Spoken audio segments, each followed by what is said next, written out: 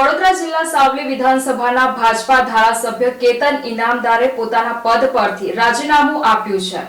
વડોદરાના સાવલીના ભાજપ ધારાસભ્ય કેતન ઇનામદારે રાજીનામું આપ્યું છે। વિધાનસભા અધ્યક્ષ શંકર ચૌધરીને ઈમેલ દ્વારા પોતાના ધારાસભ્ય પદેથી રાજીનામું આપતો પત્ર મોકલ્યો છે। વડોદરા જિલ્લાના સાવલી વિધાનસભાના ભાજપા ધારાસભ્ય કેતન ઇનામદારે પોતાના પદ પરથી રાજીનામું આપ્યું છે। ઈમેલથી જાણ કરી હતી। અગાઉ આગામી વિધાનસભા નહીં લડવાની જાહેરાત કરી ચૂક્યા છે। કેતન ઇનામદાર કેટલાક ભાજપાના નેતાઓથી નારાજ હોવાની અટકળો સેવાઈ રહી છે। ધારાસભ્ય પદેથી રાજીનામું આપતા રાજકીય ભૂકંપ સર્જાયો છે। ઉલ્લેખનીય છે કે ભાજપે રંજનબેન ભટ્ટને વડોદરા બેઠકના ઉમેદવાર જાહેર કર્યા બાદ તેમનો વિરોધ થયો હતો અને ભાજપના મહિલા મોરચાના રાષ્ટ્રીય ઉપાધ્યક્ષ જ્યોતિબેન પંડ્યાએ ભાજપમાંથી રાજીનામું આપી દીધું હતું। જ્યોતિબેન પંડ્યાના રાજીનામા બાદ વડોદરા બેઠકના ઉમેદવાર બદલવાની ચર્ચાએ જોર પકડ્યું છે। ત્યારે આવા સમયે ભાજપના ધારાસભ્ય કેતન ઇનામદારે આપેલા રાજીનામાએ ચર્ચા જગાવી છે અને વડોદરાના રાજકારણમાં હડકંપ મચી ગયો છે।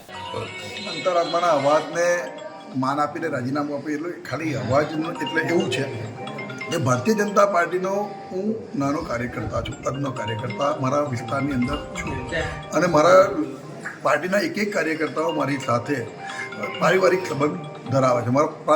મારા વિસ્તારના મતદાતાઓ મારી જો પારિવારિક સંબંધ ધરાવે। પણ એક વસ્તુ એવી છે કે જ્યારે આજે વિશ્વની આટલી મોટી પાર્ટી ભારતીય જનતા પાર્ટી એનો કાર્યકર્તા હોવાનો પણ એક ગર્વ છે, પણ સાથે સાથે આ પાર્ટીના વર્ષો જૂના પાર્ટી સાથે રહીને કામ કરવાનું હોય ત્યારે હવે આ પરિવારને મોટો બનાવવા માટેની વાત છે ત્યારે હું એને આવકારું છું। પણ પરિવારના જે જૂના કાર્યકર્તાઓ અને આજના કાર્યકર્તાઓનું માન સન્માન જળવાય અને એમને પોતે આ પાર્ટીને ઊભી કરી છે, પાર્ટીને મોટી કરી છે એવું એને પોતે ફીલ થાય એવો તમામનો વ્યવહાર હોવો જોઈએ।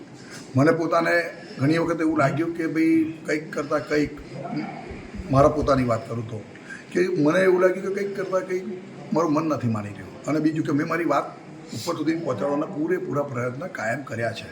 એવું જણાય છે કે ભાજપમાં કેડર બેઝ પાર્ટી છે, શિસ્તની પાર્ટી છે, એમાં ચોક્કસ હું કહીશ કે 100% ભારત કેડર બેઝ પાર્ટી છે અને શિસ્તવાળી પાર્ટી છે। કેમ કે તો જ 140 કરોડની આ ભારત દેશની અંદર આજે વિશ્વની સૌથી મોટી પાર્ટી બનીને ઉભરી છે।